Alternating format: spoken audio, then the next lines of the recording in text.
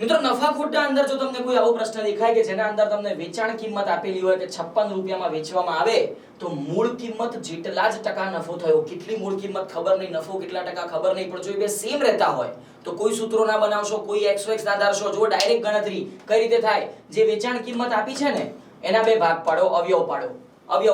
પણ અવયવ કેવા પાડો કે જેની વચ્ચે 10 નો તફાવત રહેતો હોય, એટલે કે 56 ના ભાગ કે 14 ચોક 56, જો 56 તો 7 8 56 બી થાય,